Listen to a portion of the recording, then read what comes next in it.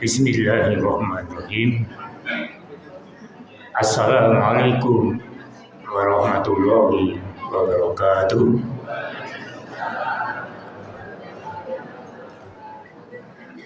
Alhamdulillahirabbil alamin. Alladzi khalaqal insana wa sa'iral makhluqati waladi malamal insan malam ya'lam asyhadu alla ilaha illallah wa la syarikalah wa asyhadu anna muhammadan abduhu wa rasuluh asraful anbiya'i wa mursalin. Allahumma sholli wa sallim wa barik ala Muhammadin wa ala alihi wa sahbihi ajma'in. Amma ba'du. Bapak, Ibu, saudara yang dimuliakan Allah SWT, alhamdulillah wa syukurillah, kita masih diberikan kemurahan. Mari kita bersyukur kepada Allah SWT. Kita bisa bertemu kali pada pagi hari ini dalam kegiatan rutin kita pengajian Ahad Pahing. Ya. Kalau yang bukan dari Jawa yang nggak tahu Pahing ya pon pagi kliwon. Ya Pahing. Ya kira-kira gitu. Mudah-mudahan Bapak Ibu sekalian diparingi alhamdulillah. Batuk mboten, rasa ditakoni kabeh krah-kreh. Gayane kaya wis bar munggah haji, bar haji biasane krah-kreh. Anggap saja kita pulang haji. Loh, Bapak Ibu sekalian kok diomongi pulang haji kok rada ora semangat iki. Jenengan pagi-pagi sholat subuh di masjid, matarine metu sedilo, terus sholat awal duha, itu pahalane. Yo, Bapak Ibu sekalian, mesti sing jarang nang masjid ra iso jawab. Ya.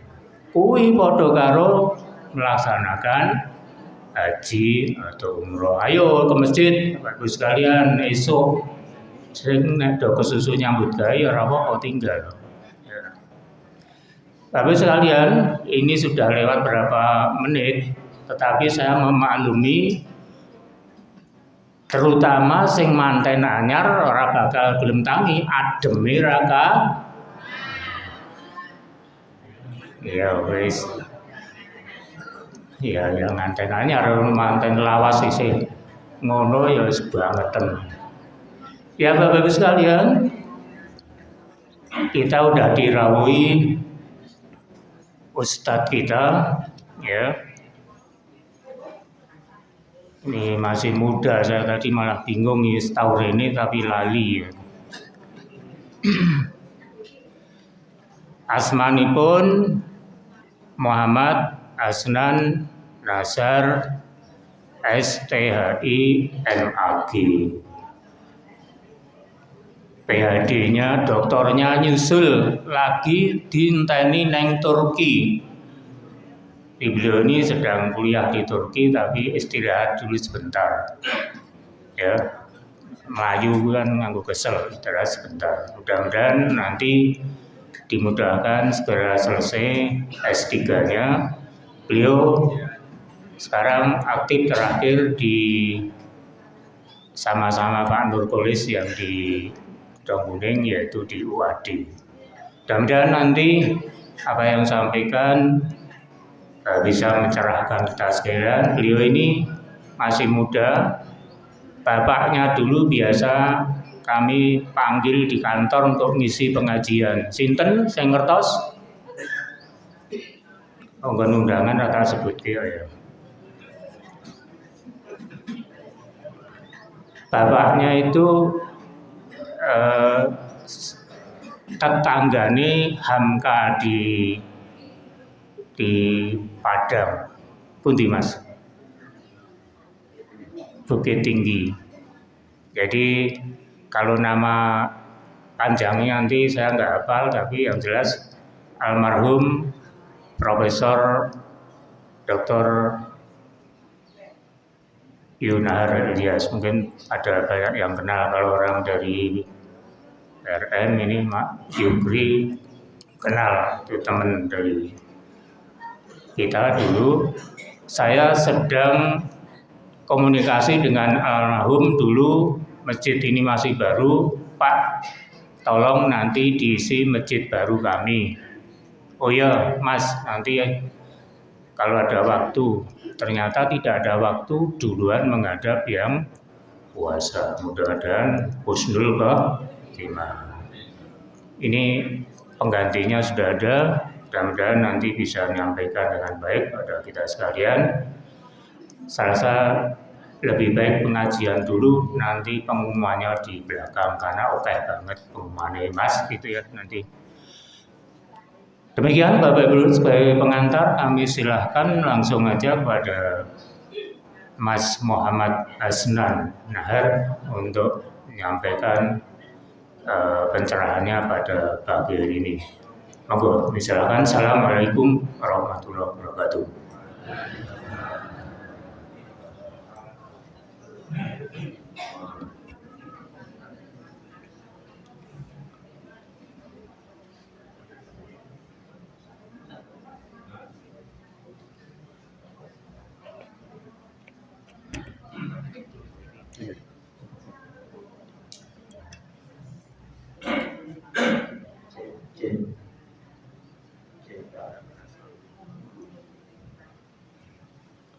Bismillahirrahmanirrahim. Assalamualaikum warahmatullahi wabarakatuh. Innal hamdalillah nahmaduhu wa nasta'inuhu wa nastaghfiruh wa na'udzu billahi min shururi anfusina wa min sayyiati a'malina may yahdihillahu fala mudilla lahu wa may yudlil fala hadiya lahu. Asyhadu an la ilaha illallah wahdahu la syarika lah wa asyhadu anna Muhammadan abduhu wa rasuluhu la nabiyya ba'da. Amma. Puja dan puji syukur atas kehadirat Allah Subhanahu wa taala yang senantiasa melimpahkan rahmat, karunia serta hidayah kepada kita bersama.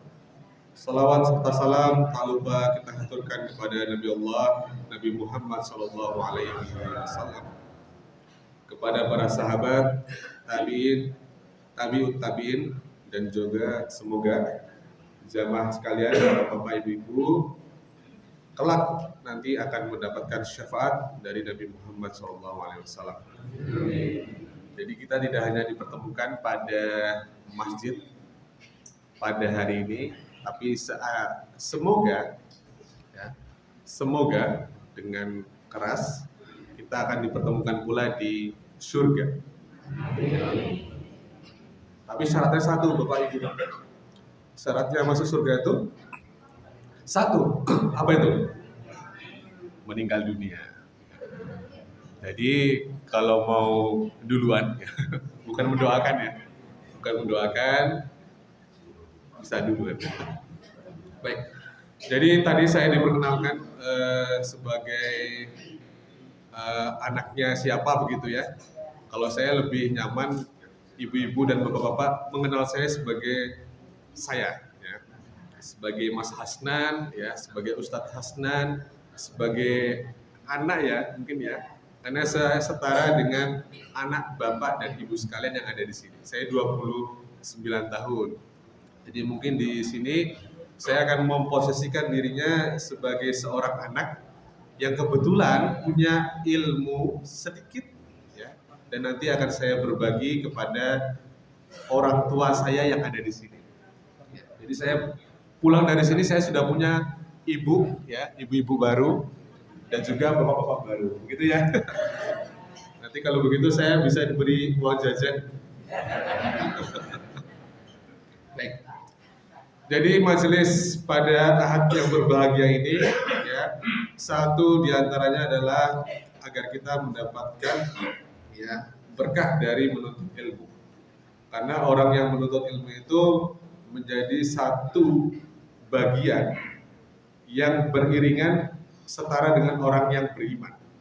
Maksudnya adalah yarfa'illah alladzina amanu minkum walladzina utul ilma darajat. Jadi orang yang beriman, ya, itu setara, ya, dengan orang yang menuntut ilmu dan sebaliknya. Orang yang menuntut ilmu itu setara dengan orang yang beriman. Artinya itu adalah satu kesatuan. Kalau menyatakan dirinya beriman kepada Allah, tu'minu billah, beriman kepada Allah, kepada Rasulullah, kepada kitab-kitab, kepada hari akhir, ya, maka melekat kewajiban pada dirinya untuk menuntut ilmu. Jadi tidak ada Bapak Ibu orang beriman itu, ya, bodoh, ya, bahasa lugasnya, bahasa tegasnya bodoh. Karena kalau orang mukmin, ya, orang muslim itu bodoh atau tidak punya ilmu, maka jadi apa Bapak Ibu? Bisa terjajah, ya. Terjajah itu tidak melulu datang penjajah kemudian mengeruk sumber daya alam kita, tidak seperti itu, ya. Tapi gempuran pikiran, ya, pemikiran-pemikiran itu bisa juga bentuk dari penjajahan, liberalisme, ya, sekularisme, kemudian pluralisme, ya, materialisme dan ism-ism lainnya. Itu bentuk penjajahan baru. Nah, kalau orang mukmin, orang muslim kemudian tidak punya kemauan untuk belajar, maka ism-ism ini akan menjadi sesuatu yang baik baginya, padahal itu tidak baik. Contohnya liberalisme. Liberal itu kan artinya bebas, ya. Bebas itu artinya sebebas-bebasnya tanpa batas. Padahal kita itu agama Islam, ya, memang bebas, tapi bebas kita itu ada batasannya. Batasannya Al-Qur'an, batasannya syariat, ya, batasannya adalah hak orang lain, itu juga menjadi bagian dari batasan. Ya. Jadi pada hari ini berbahagialah Bapak dan Ibu sekalian yang digerakkan hatinya, ya, digerakkan tenaganya untuk hadir kepada majelis ilmu pada hari Ahad yang berbahagia ini. Baik, perkenankan Bapak dan Ibu sekalian, pada hari ini saya akan membahas satu tema yang sederhana saja, ya, tapi itu ada di sekitar kita, ya, yakni tentang sholat. Ya, mungkin ini sederhana, sudah dipelajari dari zaman Bapak dan Ibu kecil, ya, sampai sekarang punya anak kecil, yang anak kecil itu punya anak kecil lagi, artinya cucu. Ya. Jadi tentang sholat, ya, saya akan mencoba membaginya dalam 6 pembahasan saja. Biar kenapa saya buat 6 pembahasan? Agar ketika nanti Bapak dan Ibu pulang sekalian bisa menjabarkan kembali kepada anak-anaknya, ya. Oh, tadi saya di masjid ada 6 pembahasan loh. Yang pertama tentang arti dari kata sholat, ya. Yang kedua tentang dalil perintah sholat. Yang ketiga, ya, sejarah perintah sholat.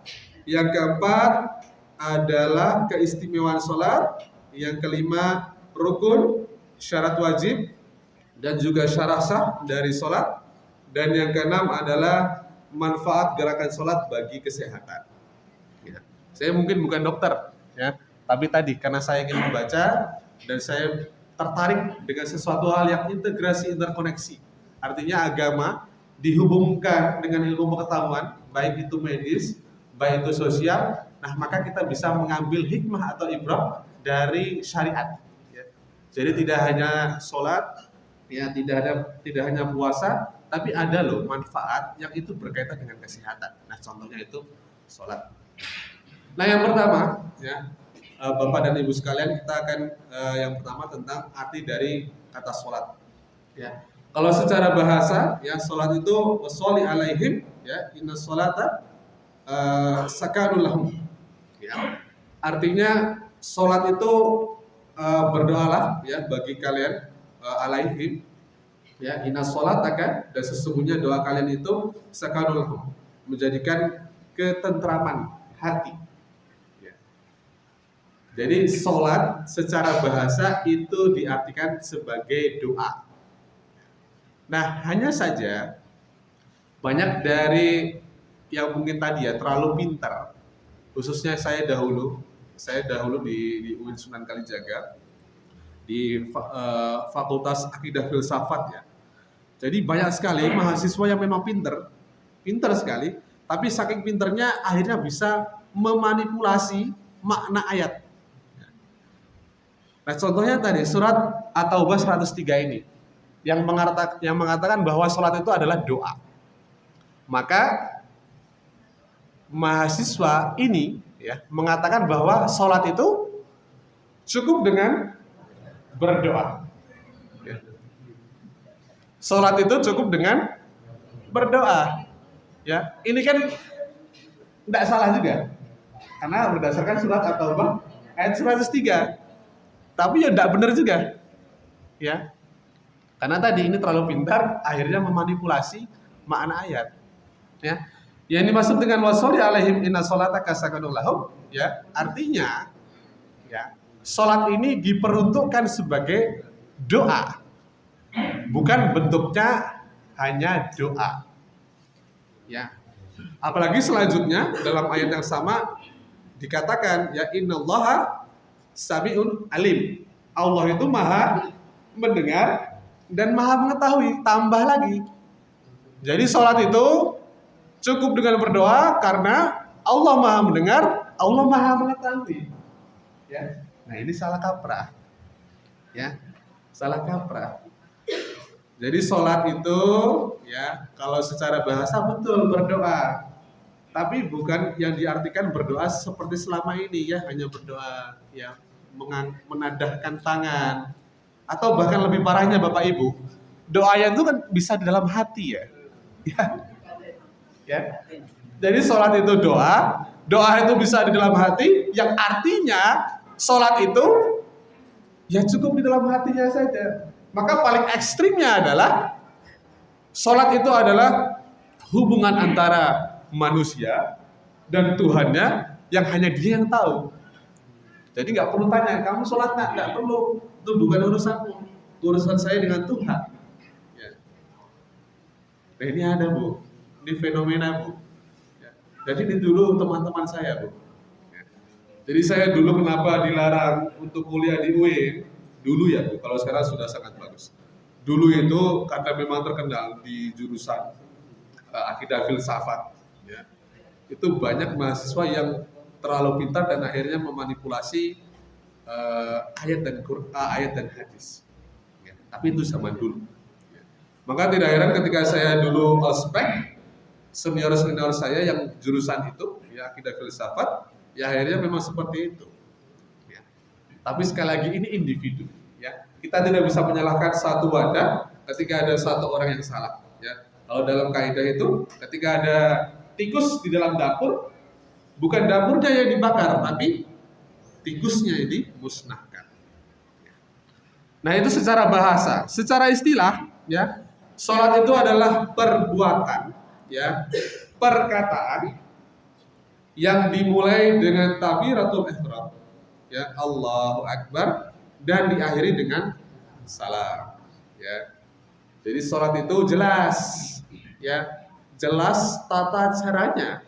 Yang dikatakan sholat itu bukan diam, ya berdoa kepada Allah Subhanahu Wa Taala, tapi sholat itu adalah gerakan dan ucapan dari takbiratul ihram, ya Allahu Akbar, sampai kepada Assalamualaikum warahmatullahi wabarakatuh, kanan dan kiri. Ya. Jadi tidak bisa lagi tuh dikatakan sholat itu cukup dengan berdoa, sholat itu cukup dengan berdiam diri, tidak bisa. Nah, sholat itu ada gerakannya dari takbiratul ihram sampai kepada salam. Nah, selanjutnya tadi pembahasan pertama Bapak dan Ibu tentang arti dari kata sholat. Yang kedua, ya, tentang dalil diperintahkannya sholat. Saya mau tanya ini Bapak dan Ibu sekalian, kita tuh sholat karena apa? Karena siapa? Ya, apakah karena guru kita dulu nyuruh? Ya. Apakah karena orang tua dulu yang menyuruh? Ya. Atau memang akhirnya kita paham karena diperintahkan oleh Allah Subhanahu wa taala. Tapi masih ada juga ya yang diperintahkan sholat karena atasan, ya, karena di tempat bekerja yang mungkin suasananya sangat islami dan mengharuskan sholat berjamaah itu bagus. Ada aturannya, ada regulasinya, ada lingkungan yang mendukung. Tapi kalau kemudian itu yang menjadikan motivasi Bapak dan Ibu sholat, ya maka harus dirubah. Saya itu bukan sholat karena disuruh, ada aturannya oleh bos.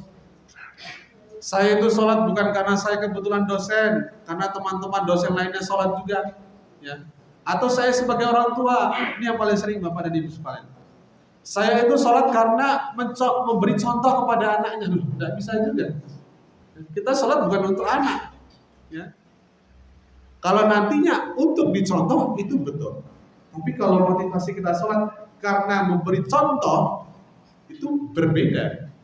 Ya enggak Bapak dan Ibu sekalian? Ya. Satu motivasi, satu tujuan. Ya, motivasi itu kita bergerak karena apa? Kalau tujuan itu setelah kita melakukan itu akan menjadi apa? Ya. Nah, maka sesederhana itu. Sekalipun sholat kita bertujuan ya untuk dicontoh anak, tapi motivasinya adalah karena memang kita diperintahkan Allah Subhanahu wa taala. Ya. Jadi di dalam surat An-Nisa ya ayat 103, inna sholat kanat alal mu'minin ya kitaban mauqutan. Jadi sesungguhnya Allah atas orang yang beriman itu diwajibkan ya untuk melaksanakan sholat di waktu-waktu yang sudah ditentukan. Ya. Jadi sholat itu tidak serta-merta keinginan kita. Misalkan sedang yazid, imannya sedang naik-naiknya, ya sudahlah saya sholat sekarang saja nih, sholat fardu nih, sholat maghrib nih, padahal belum waktunya. Ya. Kalau sholat sunnah boleh. Ya. Coba kalau sholat fardu ada waktunya, ya, ada waktunya. Nah ada yang bilang juga di dalam Al-Quran tidak pernah ada penjelasan bagaimana sholat itu dilakukan. Kan betul nggak ada ya Bapak Ibu ya sekalian ya. Karena di dalam Al-Quran itu cuma ada perintah. Ya. Lalu bagaimana kita bisa mengetahui bentuk sholat itu dengan mengangkat tangan sejajar dengan telinga, kemudian disedekapkan di bagian bawah dada. Itu tahu dari mana Bapak dan Ibu sekalian? Dari hadis Nabi. Jadi kita harus mengambil referensi dari Al-Quran dan Al-Hadis. Tapi Bapak dan Ibu sekalian, mungkin kalau sudah pernah mengikuti fenomena ini, di zaman dahulu, di zaman 2000-an kalau tidak salah, itu ada namanya gerakan ingkar sunnah. Kalau mungkin Bapak dan Ibu sekalian pernah mendengar, atau malah pernah ikut ya. Nah, na'udzubillah, jangan ya. Jadi ada namanya gerakan ingkar sunnah. Terstruktur, tersistematis, dan ada pemimpinnya. Jadi gerakan ingkar sunnah itu menolak ya hadis-hadis Nabi karena tidak setara dengan Al-Quran. Ya. Karena tunggal sumber Islam itu adalah Al-Quran. Yang lainnya hadis Nabi tidak setara. Masa hadis Nabi disetarakan dengan Al-Quran? Katanya orang-orang ingkar sunnah. Padahal ya banyak hal yang sifatnya mendetail dari syariat kita itu dijelaskan di dalam hadis. Lalu bagaimana bisa kita melakukan sholat? Bagaimana kita bisa melakukan ibadah-ibadah lainnya ya yang itu ada dalam hadis.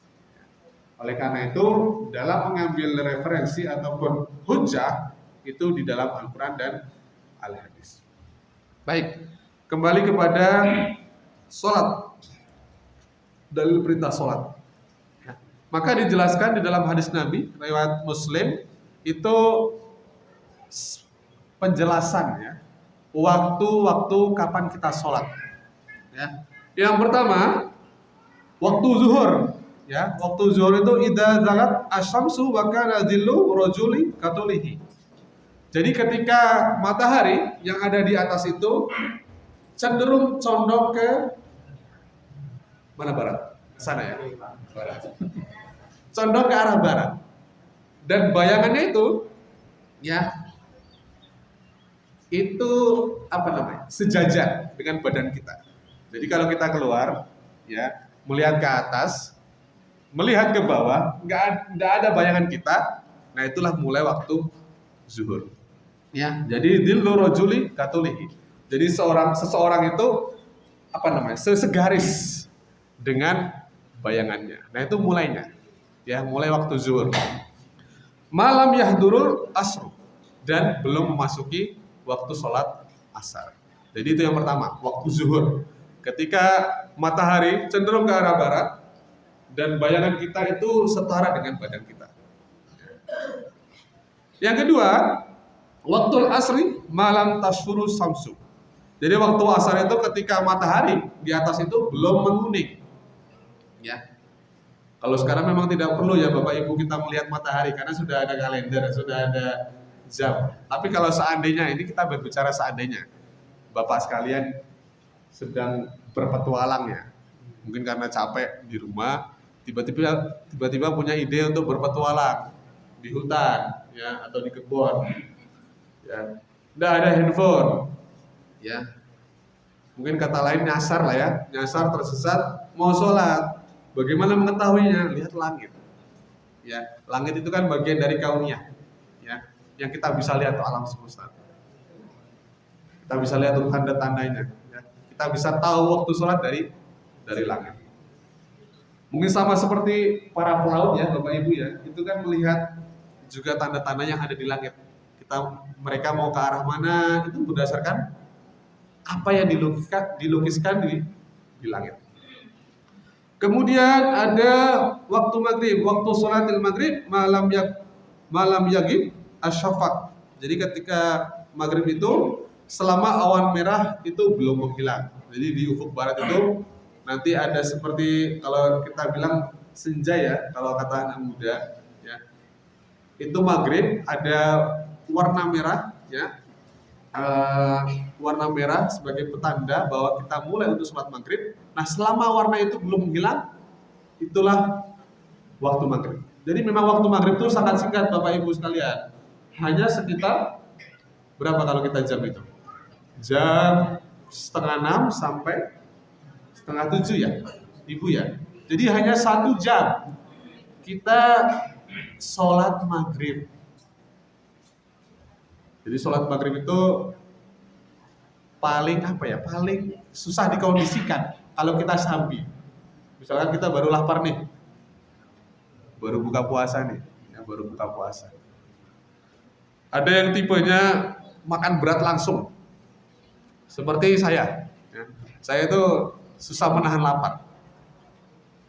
Nah buka puasa, saya kalau makanan kecil, ketika sholat akan terpikirkan. Tadi saya sudah lihat ada ayam bakar nih, ya, ada sayur asem nih. Sholatnya tidak khusyuk ya sudahlah makan berat dulu lah. Nah ada yang tipe seperti itu, saya sendiri.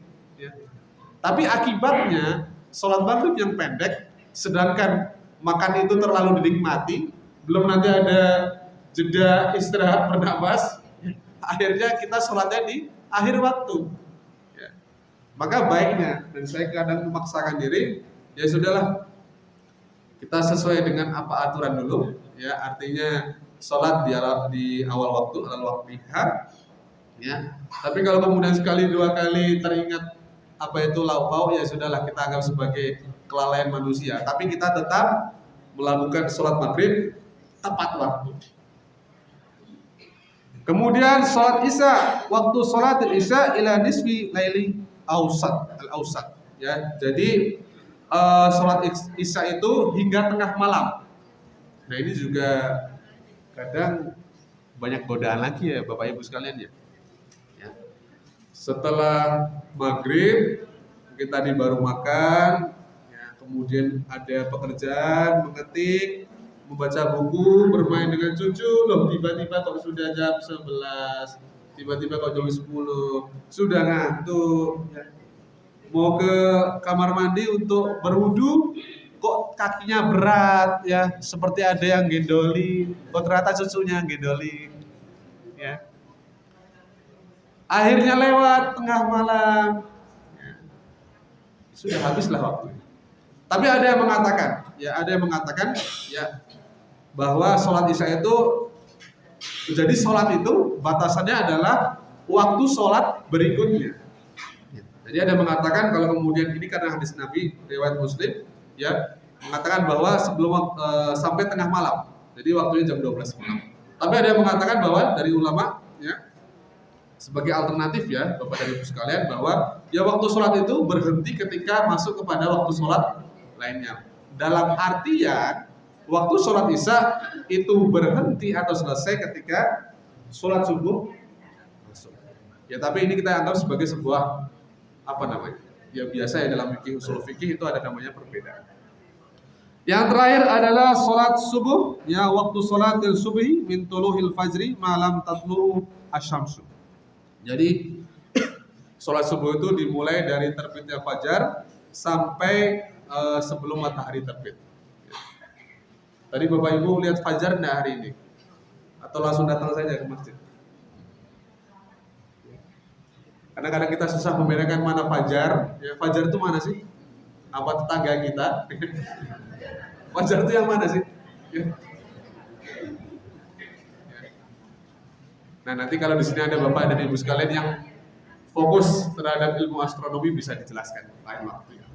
Tapi batasannya adalah ketika fajar itu terbit, ya entah ini tetangganya siapa, ya entah ini nama orang siapa, tapi terbit fajar ini terbit, ya sampai sebelum matahari terbit, ya itu adalah waktu subuh. Jadi kalau sholat setengah 6 itu masih subuh enggak Bapak Ibu sekalian? Setengah 6 itu sudah terang ya.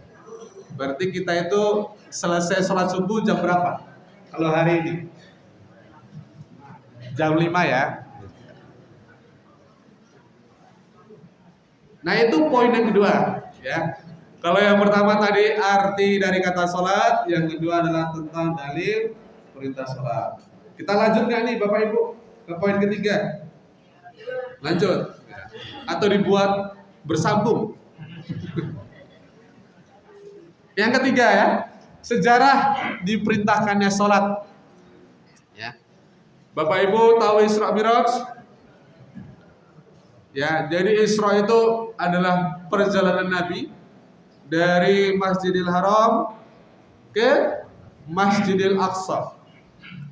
Jadi itu Isra. Diperjalankan. Jadi Nabi ketika sedang tidur, ya dibangunkanlah oleh malaikat Jibril, kemudian dibawa ya ke Masjidil Aqsa. Nah, Mi'rajnya itu adalah perjalanan Nabi dari langit lapis pertama ke Sidratul Muntaha. Jadi ada langit 1, ada langit 2, langit 3, langit 4 sampai langit ke-7. Nah, atasnya itu adalah Sidratul Muntaha. Nah, jadi ketika Nabi melakukan perjalanan Isra Mi'raj di langit ke-7 ya, di Sidratul Muntaha, Nabi Muhammad SAW mendapatkan keistimewaan untuk bertemu langsung Allah Subhanahu wa taala. Siapa lagi yang diberikan kesempatan untuk bertemu Allah di dunia dari Nabi? Itu Nabi Musa alaihissalam. Tapi berbeda dengan Nabi Muhammad. Karena ada tabirnya, ya. Jadi diceritakan ketika Nabi Musa itu bertemu dengan Allah, saking tidak kuatnya itu, ya pembatas itu, maka hancur. Nah, Nabi Muhammad, tapi kita bisa interpretasikan ya, apakah betul dengan mata dengan mata, ya, atau memang ada kemudian divisualisasikan dengan hal yang berbeda. Tapi kita sebagai orang yang beriman dikatakan bahwa Nabi Muhammad bertemu dengan Allah Subhanahu Wa Taala. Nah, pada saat itulah Nabi Muhammad mendapatkan perintah untuk melakukan sholat. Tapi bukan 5, Bapak Ibu. Bukan 5 waktu sholat, tapi 50. Bayangkan itu Bapak Ibu. 5 kali waktu itu berapa ya? 17 rakaat ya. 17 rakaat sudah berat ya, sudah berat. Berat itu artinya karena malas atau karena kesibukan. Tapi bagaimana kalau dulu tidak ada negosiasi antara Nabi dengan Allah dan akhirnya kita tetap sholat dengan 50 rakaat. 50 rakaat itu kan banyak ya Bapak Ibu ya. Atau malah sedikit ya. Jadi ketika Nabi dari Sidratul Muntaha itu diperintahkan untuk 50 rakaat. Ya. Kemudian pulanglah, turun satu-satu ke langit ke-7, ketemu Nabi Ibrahim alaihissalam, ya. Kemudian di langit ke-6 ketemulah Nabi Musa alaihissalam. Baru ditanya, Nabi Muhammad, diperintahkan apa engkau oleh Allah Subhanahu Wa Taala? Kemudian dijawab, diperintahkan untuk sholat 50 kali apa 50 rakaat ya. Kemudian Musa bilang apa? Itu sangat berat, ya. Itu sangat berat itu. Nego lagi. Ya. Kalau bahasa kita ya, kalau bahasa Nabi mungkin lebih halus ya. Negosiasi lagi. Saya tahu, saya sudah bertahun-tahun berdakwah kepada umat saya, ya. Bahkan secara kuantitas umat masih banyak engkau, ya. Tapi berat untuk memerintahkan sholat 50 kali atau 50 rakaat dalam satu hari. Ya, maka negosiasilah. Kemudian Nabi Muhammad naik lagi ke Sidratul Muntaha. Oke, diskon. Ya, 40. Turun lagi ke Nabi Musa. Masih berat itu. Naik lagi. 30. Turun lagi ketemu Nabi Musa. Jadi mungkin Nabi Musa ini memang sangat pengertian ya Bapak Ibu ya. Kita harus berterima kasih pada Nabi Musa. Kalau enggak tetap 50. Karena kan Nabi Muhammad turun dari Sidratul Muntaha kan tidak protes. Tapi Nabi Musa yang kemudian memberitahu itu berat. Kemudian 20 rakaat, kemudian 10 kali ya. Kemudian pada akhirnya 5 waktu. 5 waktu dengan detail 17 rakaat. Tapi pun ya Bapak Ibu itu masih berat untuk orang zaman sekarang ya. Mungkin kalau dulu Nabi Musa tahu ya, umat sekarang itu 5 waktu masih berat. Mau kalian apa? Ya Bapak Ibu ya. Ya mungkin kayak kalau kita ketemu anak lah, ya sudah diberikan keringanan, ya kerjakan PR 5 halaman lah, masih berat. Ya sudah 1 halaman lah, masih berat. Maumu apa nak? Maumu apa? Jadi begitu, ya. Jadi sholat itu kita baru diperintahkan umat Muslim itu baru diperintahkan di zaman di tahun ke-10 kenabian, ya. Ketika Nabi Muhammad ditinggal pergi istrinya Siti Khadijah dan juga pamannya Abu Thalib. Jadi Amul Husni, tahun kesedihan bagi Nabi. Jadi Isra Mi'raj itu juga bentuk hiburan ya Allah Subhanahu Wa Taala kepada Nabi Muhammad SAW. Ya. Itu tentang sejarah diperintahkannya sholat. Selanjutnya kita masuk kepada bab keempat. Sudah seperti ini ya, sudah seperti kuliah ya. Bab keempat tentang keistimewaan sholat. Sholat itu istimewa Bapak Ibu, ya, karena banyak sekali manfaatnya. Yang sifatnya psikis ya ataupun secara fisik ataupun secara dampak ya ketika hari akhir nanti. Ya. Jadi yang pertama, ya, tadi yang saya katakan sebelumnya bahwa sholat yang diperintahkan kepada kita umat Islam itu diperintahkan langsung oleh Allah Subhanahu wa taala, tidak melalui perantara. Ya. Jadi kalau di zaman nabi-nabi sebelumnya itu melalui perantara malaikat Jibril. Sedangkan Nabi Muhammad itu diperintahkan secara langsung. Jadi itu istimewanya. Karena pentingnya sholat, maka diperintahkan oleh Allah kepada Nabi Muhammad secara langsung. Bisa kita bayangkan sekarang Bapak Ibu, ketika kita punya pesan yang sangat penting, kita tidak mungkin mempercayakan atau menggunakan mediator untuk sebagai juru informasinya. Kita maunya langsung face to face kepada Bapak, kepada Ibu, saya punya sesuatu hal yang penting dan kamu harus kerjakan. Ya, tidak melalui perantara. Nah, yang kedua, ya, sholat itu menjadi amalan ibadah yang pertama kali dihisab. Yang pertama kali dihisab. Jadi bukan zakatnya, bukan puasanya, bukan naik hajinya yang berkali-kali. Ya. Misalkan naik hajinya 2 kali, haha. Ya. Kan kalau pertama haji ya, ha titik. Kalau kedua kali berarti kan haha. Ketiga, haha. Jadi walaupun hajinya sudah haha, tapi ternyata tidak sholat, maka kosong.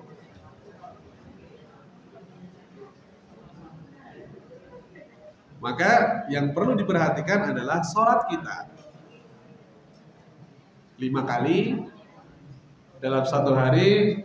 Kalau semuanya lancar, maka mulai perbaiki puasanya. Puasanya sudah bagus, tambah puasa sunat, kita selanjutnya ke ibadah zakat. Zakatnya sudah berlimpah itu, sudah banyak-banyak, sudah berjuta-juta. Sudah wakaf tanah, sudah apa lagi? Dan berbagai lain sebagainya. Baru naik haji. Jadi naik haji itu paling terakhir, bukan prioritas. Bahkan bukan fatwa ya. Tapi pendapat ulama sekarang, kalau memang tidak mampu untuk haji, karena kita harus menunggu berpuluh-puluh tahun ya, maka fokuslah kepada ibadah yang ada di depannya. Zakat. Kalau sudah atau kalau belum kemudian selesai dengan zakat, ya depannya lagi. Jadi semakin ke depan. Nanti sampai kepada syahadat. Kemudian yang ketiga, salat adalah ibadah pertama yang diwajibkan bagi orang yang sudah masuk Islam. Ya, jadi ketika dulu sahabat Mu'adz bin Jabal ketika diperintahkan oleh Nabi untuk berdakwah ke daerah Yaman, ya, dengan surat. Ya. Jadi kalau dulu itu dakwahnya seperti itu Bapak Ibu, awal-awal ketika kenabian. Diutuslah 1-2 orang kepada satu negara dengan membawa surat dari Nabi, kemudian dibacakan. Nah, isi suratnya adalah setelah syahadah kalian atau kesaksian kalian, maka diwajibkan atas kalian untuk mendirikan sholat. Ya. Jadi begitu pentingnya ya pesan dari Nabi dalam berdakwah. Ya. Setelah kesaksian, setelah syahadat itu adalah sholat. Kalau mungkin pemerintahan non-Islam, apa yang diutamakan? Kalau ketika mengutus ke negara lain, upeti, ya. Artinya kan zakat kalau dalam bahasa Islam. Tapi Nabi tidak, tapi Islam tidak. Yang utama adalah syahadat, setelahnya adalah sholat, bukan upeti, bukan zakat. Zakat itu setelahnya. Maka kan di zaman Abu Bakar ada yang namanya gerakan menolak untuk membayar zakat. Kan baru pada zaman itu. Di zaman Nabi fokusnya adalah syahadat, kesaksian, kemudian baru sholat, bukan upeti. Kemudian yang terakhir ya dari keistimewaan sholat adalah pembatas antara seorang mukmin dengan kafir dan orang yang musyrik. Ya, jadi dalam hadis riwayat Muslim ya, bainar rajuli wa baina syirki wal kufri tarkus sholat. Jadi pembatas antara seorang yang mukmin dengan orang kafir dan orang musyrik ketika dia meninggalkan sholat. Gak ada nih penjelasan nih, 1 kali, 2 kali gak ada penjelasannya. Berarti ketika 1 kali sudah meninggalkan sholat, dia menjadi kafir, dia menjadi musyrik. Ya. Jadi perlu diperhatikan. Saya sering miris ini Bapak dan Ibu sekalian. Ketika di wawancara, saya dulu kan tadi dikatakan oleh Bapak, saya dulu di Turki. Jadi ada satu wawancara ya, televisi di Turki kepada anak-anak muda Turki. Pertanyaan pertama adalah, kamu tahu salawat nggak? Jadi ada reporter TV Turki bertanya kepada anak muda Turki, kamu tahu salawat nggak? Anak mudanya bilang, nggak tahu. Apa itu? Apa itu? Salawat itu apa itu? Kalau ibu yang ditanya salawat itu apa? Nggak perlu dijawab dengan istilah, langsung bersalawat, ya. Langsung hafalkan itu semuanya. Kemudian ditanya lagi, bagaimana caranya wudhu? Karena memang Turki itu mayoritasnya adalah sekuler. Sekuler itu adalah paham, sekularisme itu adalah paham di mana agama itu sebagai milik pribadi saja. Jadi milik privat saja. Jadi agama itu tidak perlu ditonjol-tonjolkan Bapak Ibu. Nggak perlu peci, ini nggak perlu. Nggak perlu sarung, ini nggak perlu. Sholat jamaah itu nggak perlu. Karena itu urusan pribadi, urusan privat. Maka banyak sekali ya keputusan kontroversial pasca Turki mendeklarasikan dirinya sebagai negara sekularisme. Salah satunya melarang perempuan untuk menggunakan jilbab di ruang publik. Tidak boleh bekerja menggunakan kerudung. Mahasiswi atau siswi tidak boleh menggunakan kerudung. Kemudian kata Allah itu diganti menjadi kata tanre. Itu bahasa Turkinya. Jadi tidak ada itu kata Allah. Ya dia Islam, tapi tidak ada kata Allah. Adanya tanre. Aneh kan? Tanre. Allah kok digantikan. Artinya sama, Tuhan juga. Kemudian apalagi? Azan. Azan itu kan Allahu Akbar, Allahu Akbar. Diganti ke dalam bahasa Turki. Bisa dicek di YouTube, itu masih ada azan menggunakan bahasa Turki. Kemudian apalagi? Kalender, yaitu kalau itu biasa ya, kalender Hijriah kemudian diganti kalender Masehi. Tapi begitulah dampak dari sekularisme, di mana ruang publik itu tidak diperkenankan disentuh oleh agama, karena agama adalah ruang privat. Nah, ada nggak yang berubahnya di Turki? Ada Bapak Ibu. Bahkan sekelas Perdana Menteri, kalau di sana kan dulu paling tinggi adalah Perdana Menteri. Kalau sekarang sudah presiden di sana. Dulu Perdana Menterinya 2, ada namanya Adnan Menderes tahun 1950-an. Dia yang akhirnya merubah kembali azan bahasa Turki ke bahasa Arab. Tapi akibatnya 10 tahun kemudian dikudeta. Gak main-main, dikudeta. Kemudian 1990-an, saya lupa tahun berapa, ada namanya Necmettin Erbakan, Perdana Menteri lagi. Ya. Dia tidak berubah apapun. Dia hanya mendeklarasikan dirinya sebagai seorang Islamis. Orang yang ya memang Islamnya kuat. Kemudian apa lagi? Kudeta lagi. Setahun kemudian. Jadi Turki itu punya budaya kudeta. Dan itu berkaitan erat dengan Islam atau sekuler. Ya. Nah itu keistimewaan dari sholat. Kemudian bab kelima, ya, ada rukun, ada syarat wajib, ada syarat sah. Nah kalau rukun itu dia tertib, tidak bisa lompat-lompat.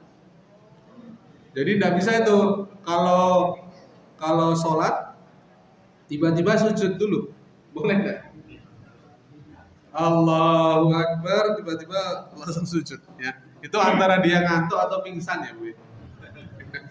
Kalau takbir langsung sujud. Jadi rukun dari sholat itu adalah dari takbiratul ihram, sholat yang biasa kita lakukan gerakan-gerakan itu sampai kepada salam. Ya, jadi dilakukan dengan tertib. Maka di rukun terakhir itu ada namanya tertib, ya, rukun terakhirnya. Yang awal itu adalah takbiratul ihram. Nah ini dilakukan secara sistematis, tidak boleh lompat-lompat, tidak boleh mendahului, karena akan menjadi aneh dan tertolak. Ya, tidak boleh salam dulu, kemudian baru takbiratul ihram, tidak boleh sujud dulu, baru ruku, harus sesuai dengan aturannya. Kemudian yang kedua adalah syarat wajib. Ya, jadi syarat wajib ini adalah syarat yang harus terpenuhi sebelum melaksanakan sholat. Ya.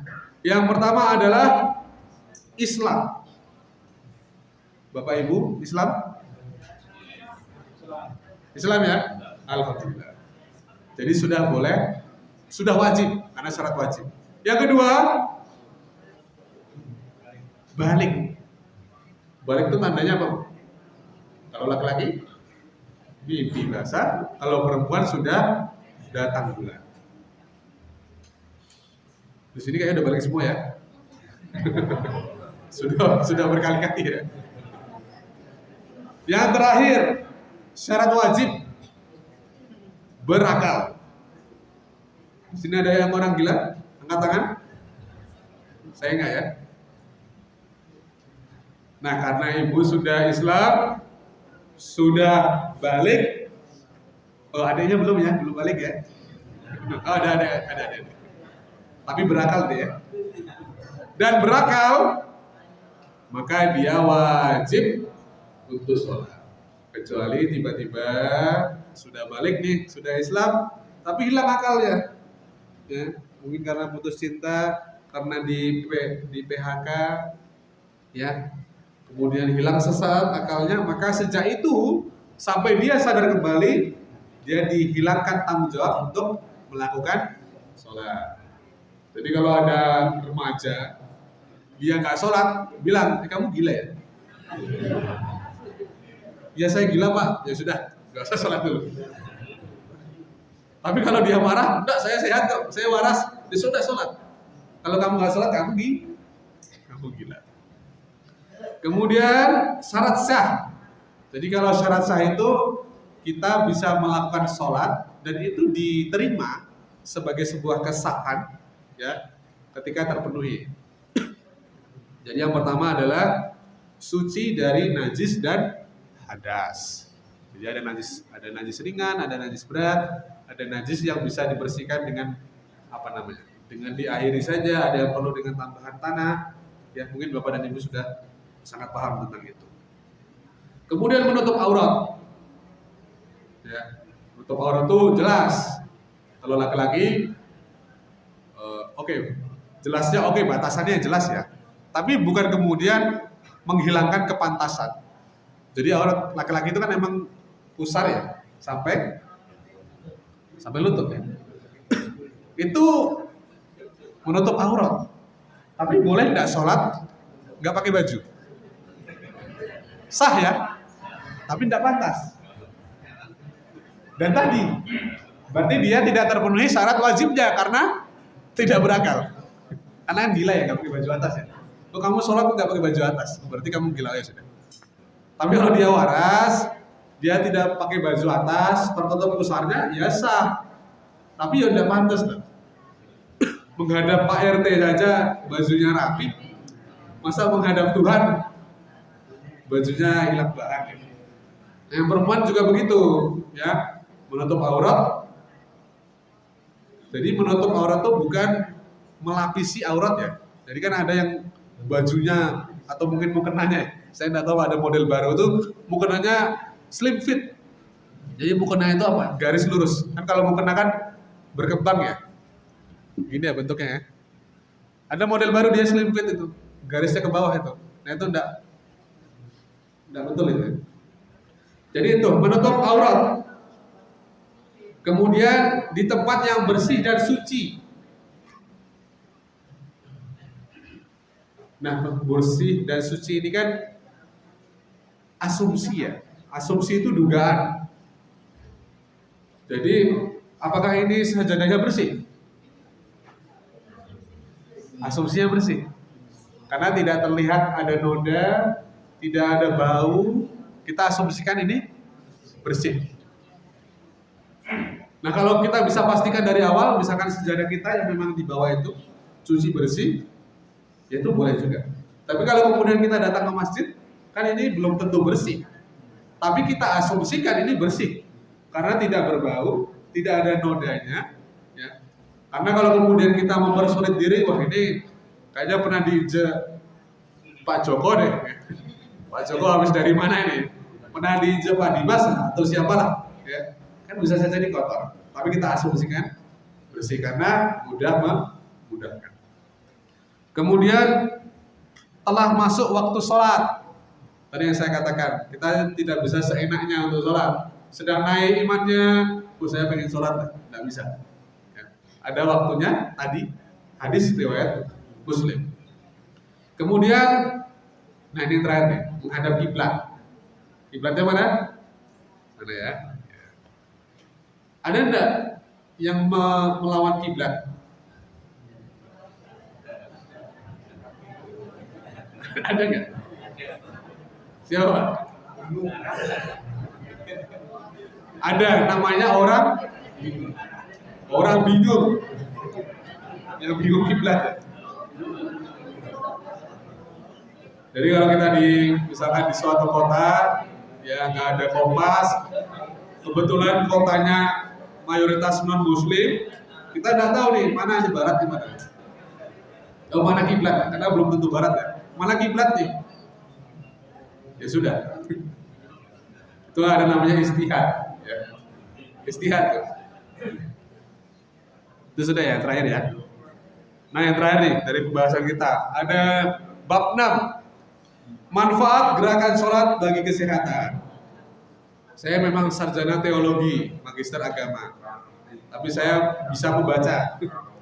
Jadi saya membaca buku, ada satu buku bagus dari Dr. Bahar Azwar. Beliau adalah dokter spesialis onkologi ya, bedah tumor. Nah beliau menulis sebuah buku tentang ketika dokter memaknai sholat. Ya. Jadi sholat itu menggunakan perspektif sebagai dokter, manfaatnya apa? Ya. Dan ini saya juga sudah merangkumnya khusus untuk Bapak dan Ibu. Saya kemarin belajar semalaman Bu. Saya belajar semalaman untuk untuk menyampaikan apa yang manfaat sholat ya. Ya. Karena kan kalau sholat, ya kalau berdasarkan Islam kan Bapak Ibu sudah paham dari TK lah ya. Kalau ini mungkin ada keterbatasan dari Bapak dan Ibu mengaksesnya. Baik. Yang pertama, saya coba mungkin singkat-singkat saja. Jadi takbir dan berdiri ya, itu melatih bahu dan otot pektoralis. Ya. Jadi kita tuh punya namanya otot pektoralis. Di sini ada yang dokter Bu atau kesehatan. Kalau ada mohon koreksi nanti ya. Jadi ada namanya otot pektoralis. Ketika kita melakukan takbiratul ihram, ini otot pektoralis ya, seperti kipas ya. Kalau kita lihat di rangka itu, nah kita dilatih tuh itu. Kalau benar ya, kan ada yang berbeda-beda ya. Tapi sesuai dengan hadis ya, begini sejajar dengan telinga ya, kemudian ditegakkan. Nah, ini melatih otot pektoralis. Nih, daerah dada. Atau di sini mungkin ada Bapak dan Ibu yang nge-gym. Ada enggak? Kan itu ada tuh alat yang modelnya gini. Ada enggak? Nah, itu sama. Fungsinya sama. Bedanya ini sholat, sehat, tambah pahala. Kalau gym kan tidak ya. Kemudian melatih keseimbangan. Ini dari takbir ya, dari berdiri ya, posisi berdiri ya. Kemudian juga membantu tubuh menjadi tegak dan lurus. Ya. Jadi kan ada yang bongkok ya. Saya juga kadang bongkok, kadang kalau ingat sholat, wah langsung tegak ya. Jadi ini posisi berdiri, posisi takbiratul ihram, membantu atau apa ini? Melatih otot pektoralis, melatih keseimbangan, ya, dan juga membantu tubuh menjadi tegak lurus. Kemudian rukuk, melatih fleksibilitas tulang punggung lumbar. Jadi, wah saya kayak praktek dokter ya. Jadi di belakang punggung kita tuh ada namanya apa namanya? Tulang kecil-kecil yang merangkai tulang punggung kita. Ada tulang TH-TH, ada CH-CH, ya, ada L. Nah, L itu bagian di sini. L1 sampai L5. Nah, ketika kita rukuk, kita dilatih untuk menguatkan otot L1 sampai L5. Kemudian memelihara kesehatan tulang dari resiko pengkeroposan. Di sini sudah ada yang osteoporosis, Bapak Ibu. Sudah banyak ya. Kalau banyak, perbanyak sholat dan juga minum susu aneh. Bukan endorse ya. Kemudian sujud, ya, menjaga fleksibilitas punggung bawah ya sini ya, dan latihan otot leher postural. Nah, otot postural di sini, belakang sini. Jadi kalau kita sujud, ini melatih otot leher postural kita. Kemudian ketika sujud itu melatih lengan kita. Ya. Jadi bukan berarti sholat itu seperti gym ya, bukan Bu ya. Tapi kalau kita posisinya benar, sholat itu seperti halnya kita berolahraga. Nah, kalau sujud, selain tadi melatih otot postural, juga melatih lengan kita. Karena ketika kita sujud, lengan kita menopang bagian badan atas. Kemudian duduk iftirasi, itu mencegah keterbatasan pergerakan sendi lutut. Ya. Kemudian memperbaiki postur tubuh, kemudian memperkuat ligamen. Jadi ligamen itu di setiap tubuh kita itu ada seperti urat yang bentuknya pita. Di sini ada, di sini ada, di sini ada. Nah, ketika melakukan duduk iftirasi, nah melatih itulah. Ya, mungkin yang ada di kaki kita, karena tumpuannya kaki. Kemudian salam, ya. Salam itu secara kesehatan meningkatkan kemampuan gerak leher dan latin zerat trapesius. Wah, apalagi itu istilahnya ya. Jadi latin zerat trapesius itu adalah otot yang menyusun punggung kita. Jadi itu ada di bagian sini leher belakang, ada di dua bahu kita dan bagian punggung bawah. Ya. Nah, melatih itu ketika salam. Kemudian membantu mengurangi gejala cervicogenik headache atau sakit kepala karena masalah leher. Nah, itulah semua manfaat kesehatan ketika kita melakukan sholat dengan baik. Dan itulah penutup dari 6 pembahasan saya. Semoga bermanfaat. Terima kasih. Billahi bisabilil haq. Fastabiqul khairat. Assalamualaikum warahmatullahi wabarakatuh.